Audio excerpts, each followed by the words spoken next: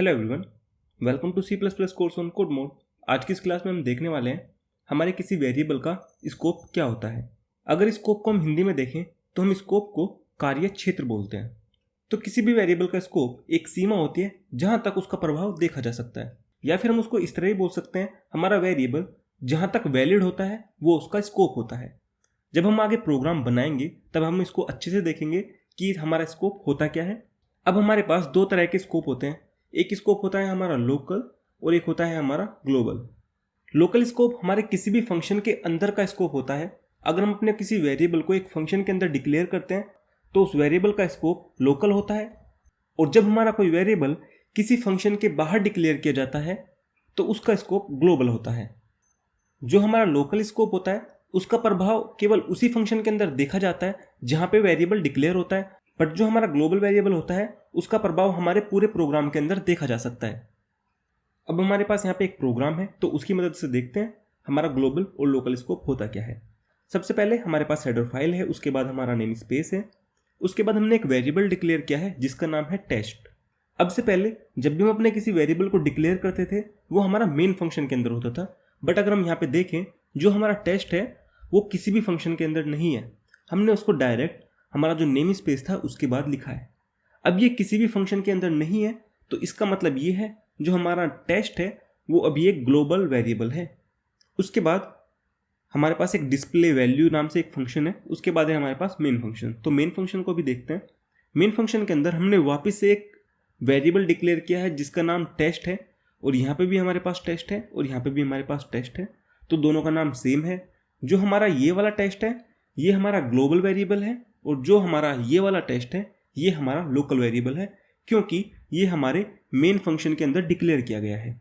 इसके बाद हमने क्या किया है, हमारा जो टेस्ट था हमने उसको प्रिंट कराया है। उसके बाद हमने एक डिस्प्ले वैल्यू फंक्शन लगाया है जिसको हमने यहाँ पे ऊपर डिफाइन किया हुआ है। हमने उसको कॉल किया है और उसके बाद उसने वापस से टेस्ट को प्रिंट कराया है। अब मैं इस प्रोग्राम को रन करा देता हूँ और तब देखते हैं हमारा प्रोग्राम हमें आउटपुट किस तरह दे रहा है और क्यों दे रहा है। तो सबसे पहले हमें 5 मिला।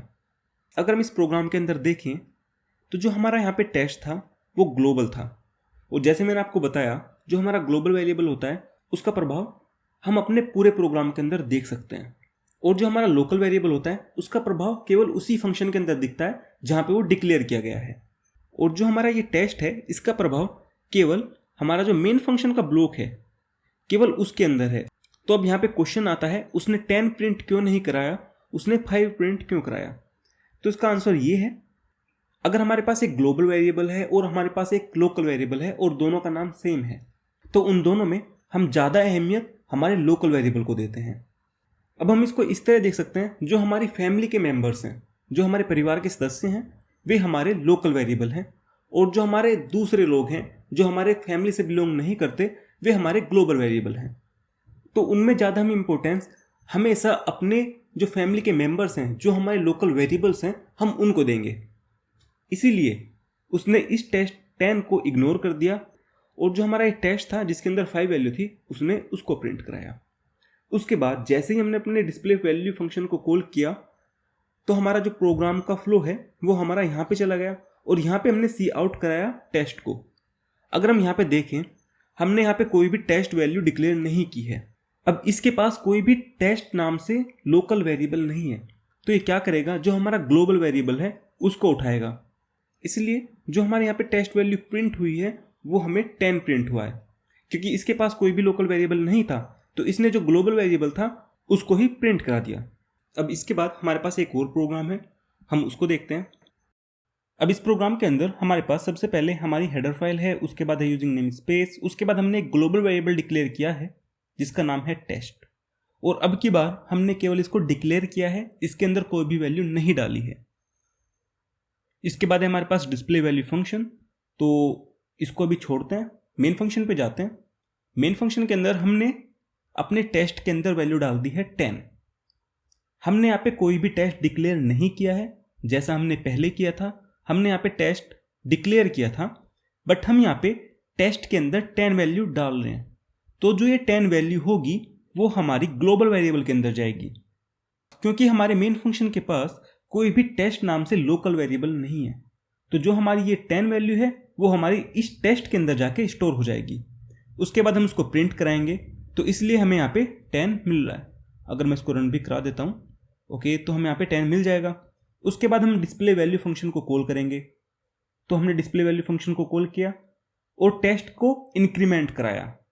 अब हमारा जो डिस्प्ले वैल्यू फंक्शन है उसके पास भी कोई लोकल वेरिएबल नहीं है जिसका नाम टेस्ट हो, तो जो हमारी वैल्यू इंक्रीमेंट होगी वो इस टेस्ट की होगी, और इस टेस्ट की वैल्यू है 10, वो 10 से हो जाएगी 11 और उसको हम प्रिंट करा देंगे, तो इसलिए हमें 11 मिल रही है।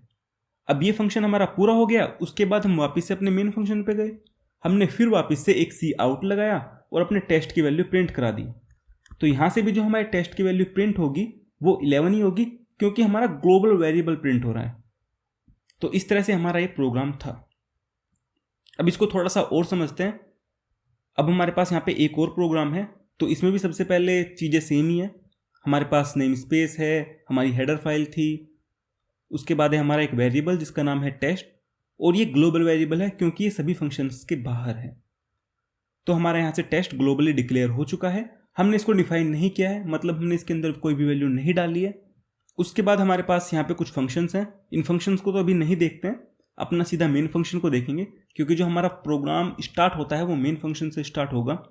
तो हमने यहाँ पे टेस्ट के अंदर वैल्यू डाल दी है 10, और हमारे पास जो मेन फंक्शन है उसके पास कोई भी लोकल वेरिएबल नहीं है जिसका नाम हो टेस्ट।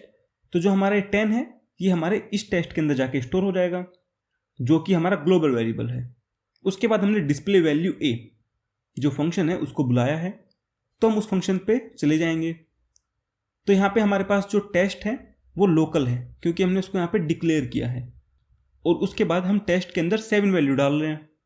तो जो ये 7 वैल्यू है वो इसके लोकल वेरिएबल के अंदर जाएगी, क्योंकि अगर हमारे पास एक ग्लोबल वेरिएबल है और एक लोकल वेरिएबल है और दोनों के नाम सेम है, तो ज़्यादा इंपॉर्टेंस हमारे लोकल वेरिएबल को दी जाती है। तो जो हमारा ये 7 है ये हमारे लोकल वेरिएबल के अंदर जाके स्टोर होगा, और हमारे टेस्ट के अंदर अभी भी 10 ही रहेगा जो कि हमने मेन फंक्शन से डाला था। और उसके बाद हम इसको प्रिंट कराएंगे तो हमें यहाँ पे 7 मिल जाएगा, और हमने रन भी करा रखा है तो हमें यहाँ से 7 मिल रहा है। उसके बाद हम वापस से मेन फंक्शन के अंदर आ जाएंगे क्योंकि हमारा फंक्शन तो पूरा हो चुका है। अब हम कर रहे हैं अपना डिस्प्ले वैल्यू बी को कॉल।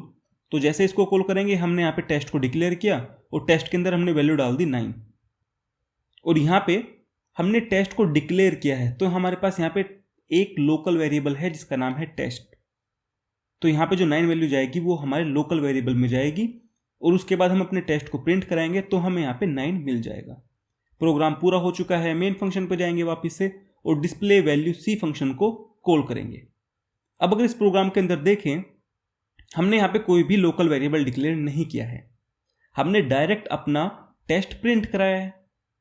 तो जो हमारा टेस्ट है वो हमारा ग्लोबल वेरिएबल होगा, और अगर हम अपने ग्लोबल वेरिएबल की वैल्यू देखें तो हमने मेन फंक्शन के अंदर से टेस्ट के अंदर डाली थी 10 वैल्यू, तो हमारा जो ग्लोबल वेरिएबल है उसके अंदर है 10 वैल्यू, तो हमें यहाँ से 10 भी मिल रहा है।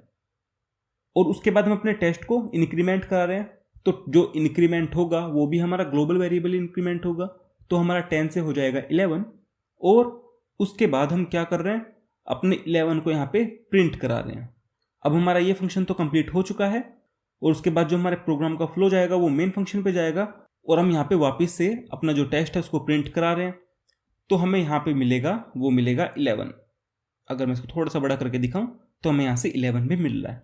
तो इस तरह से हमारा जो ग्लोबल वेरिएबल है और लोकल वेरिएबल है वो कुछ काम कर रहे हैं। आई थिंक आपको सब कुछ समझ आ चुका होगा, लोकल क्या होता है, ग्लोबल वेरिएबल क्या होता है।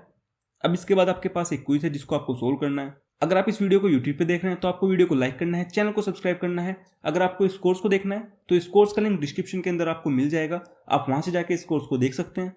तो मिलते हैं अगली क्लास के अंदर, तब तक के लिए thank you and bye bye.